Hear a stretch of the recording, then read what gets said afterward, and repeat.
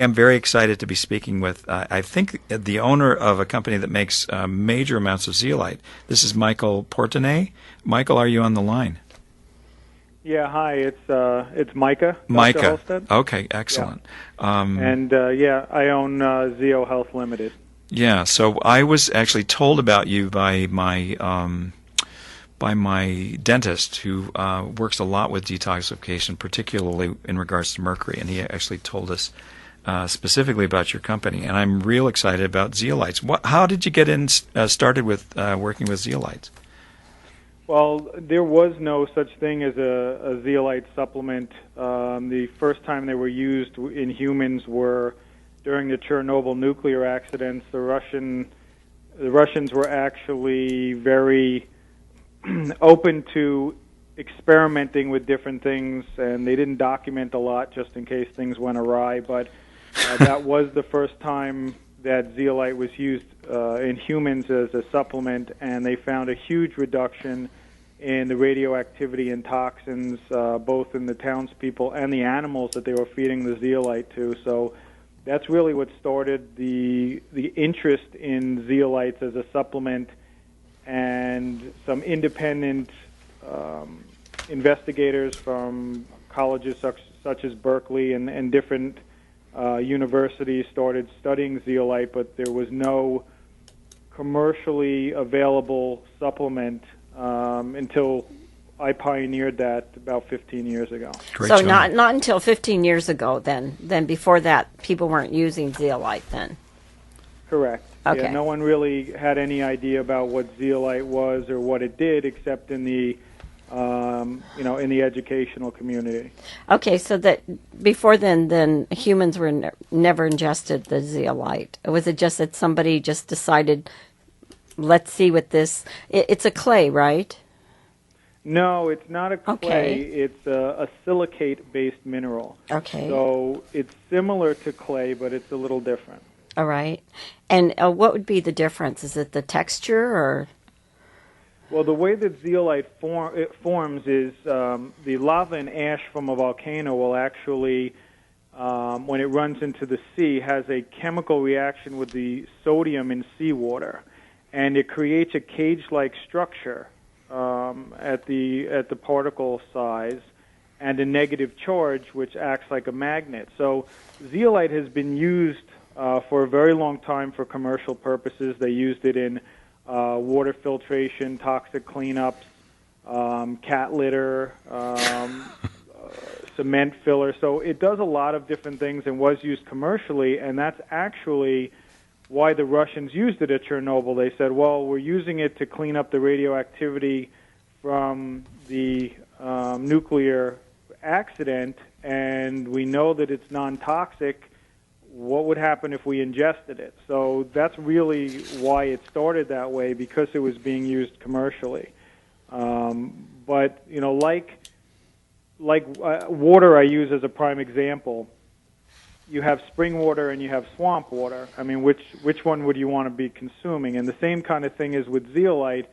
There's zeolite. Most of the zeolite in the world is used for commercial purposes, and you shouldn't be running off to your pool store to start consuming that stuff. It's not really a food grade or meant for humans to consume it. Mm-hmm. Interesting. So how do you get to food grade zeolite? Well, I mean, first of all, when I started this, I spent about 4 years testing mines from all over the world, samples to make sure we found the most pure mine in the world, and then starting with the most pure source, we then were able to figure out a way to use a cation exchange to make sure that the zeolite was completely clean in order to make it for human consumption. Okay, so when I'm taking, by the way, I've taken like my 2 teaspoons, one last night and one this morning. So when I'm taking my rocks, there's no problem with what I'm taking?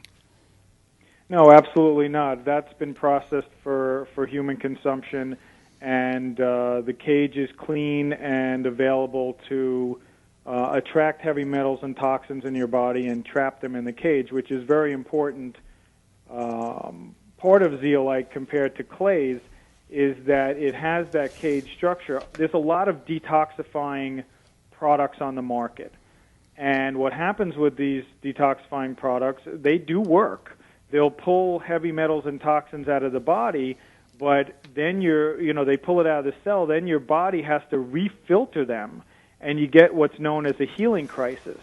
You'll get the same symptoms as if you were poisoned by heavy metal toxicity, things like diarrhea, headaches, nausea, vomiting. So those type of things are what happens when your body feels it's being poisoned for the first time again. So your liver has to refilter all that. With zeolite, when it pulls it out of the cell and traps it into the cage, your body's never re-exposed to the toxins and heavy metals, and they just flow out of your body naturally. So that's really the big difference. Okay, is that urinary or is it stool? Mostly urine, but there is stool as well. The body treats it as food. Okay, all right. It treats it as food. When you're doing a zeolite, is it necessary to have something like an oat bran or something to carry it out, or it's going to be doing that automatically, or is that just helpful? No, it's not really necessary. Obviously, any kind of fiber is always helpful to all of us in our diets, but with zeolite, it's not really necessary. It does its job. It travels out. It's out of the body within 6 to 7 hours. You know what I'm thinking is that I think that for people to understand that we have these toxins that are around all the time. I mean, even though you do the zeolite, they're still going to be there. It's not like they go away, and we're not really sheltered from them. But I think just a regular maintenance for everyone every day in the life, they need roughage. Yeah, well, think about what we're exposed to every day. I mean, all the products that we're using, shampoos, deodorants, even the new car smell in our cars are really a chemical that's a toxin. And think about all of the things in carpets, all the chemicals in carpets, and there's babies and children playing in the carpets. So we're exposed to toxins and heavy metals on a daily basis. Even the CDC, a government agency, makes a relationship they have a whole agency focused on a relationship between toxins and heavy metals in our environment and diseases that are in our world right now. I'm just thinking, can you just, for women, and I'm sure guys out there too, because we live in America and we're seeing daily commercials, if people do watch TV, about how to stay beautiful, and we're bombarded by all these beauty chemicals to apply on our skin, to put on our hair, and we pay for all that, right? And it's adding toxic hits to our body. And let's face it, guys are real visuals, right? They like pretty gals. So it's really a mind-tweaking decision to think, okay, I'm not going to use these products because I want to have a clean environment.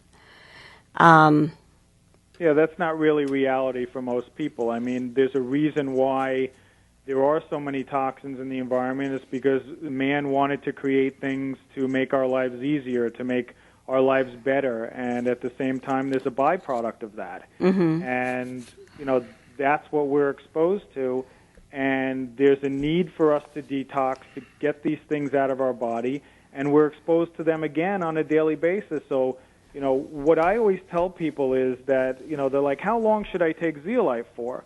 And the reality is when you have toxins and heavy metals in your body, all of the nutrients that you're bringing in, your cells aren't able to absorb them fully. So you're missing out on a lot of the vitamins and nutrients that you're taking in because of these toxins and heavy metals. And because we're exposed to them on a daily basis, even when you detox, these are being replaced with that exposure. So this is the foundation for being able to properly and more efficiently utilize the nutrients and vitamins that we take in by making sure that we're detoxed, taking something that we can that will detoxify us on a daily basis, and use it as a maintenance type thing before you're taking vitamins. I have to share with you, Dr. Hulstedt works with children that have autism, Some of the children, when they come in, they have no command of the language. They don't speak. They could be 3, they could be 4. And what he's going to do is he's going to flood them with nutrients and then also give them something that's nutritional that helps it to stay in its system, so he's not just taking it orally and it comes out. And then along with that, he does do a detoxification program with them, as well as talking to the parents to clean up the environment. That means they got to take all the chemicals, cleaners, and everything from out of under the sink in the kitchen and all the bathrooms, and they have to be gone. They learn how to switch over and clean with white vinegar and just things that are not going to bring in a lot of toxins into their environment. They're going to also maybe run a filtration system in their home to clean the air. And it's interesting how children that have never spoken before in their life all of a sudden have 5-word sentences. They can talk. And it's really real. And I know a lot of people say, well, you can't see it. Is it really real? This sounds like it's crazy, right? But when you see people change from getting those toxins out of their system and out of their home, it's very powerful. The amazing thing about toxins and heavy metals are that everybody reacts to them differently. So the medical community, for the most part, doesn't recognize or treat what may be the cause of the issues. They basically go after symptoms. So, with toxins and heavy metals, one person may have, bad skin, another one pancreatitis, but it's all based on the toxins and heavy metals. I mean, the CDC, like I said before, is a whole department focused on the relationship between toxins and heavy metals and diseases. So they're right there saying, our own government is saying, look, this is real, and people should be detoxifying because they have all these statistics and relations and based on these things. So this is real stuff. Yeah, I'm real excited about the zeolites for the use in my patients. So if you can forgive me, I'm curious if you know of any stories in regards to kids who are autistic or have been autistic that were put on zeolites. Have you heard anything about any of those kids? Yeah, I will caveat that with saying, unfortunately, the FDA is very strict on what manufacturers can or cannot say regarding those things. Because anything that we say is basically saying that it's a disease claim. So we're very restrictive on natural supplement companies. But what I can tell you is we do have parents who have autistic kids who have given them Zeolite and have sent us emails about the tremendous improvements that they have made. And that, they were very appreciative and believed in the product tremendously from the responses that they were seeing.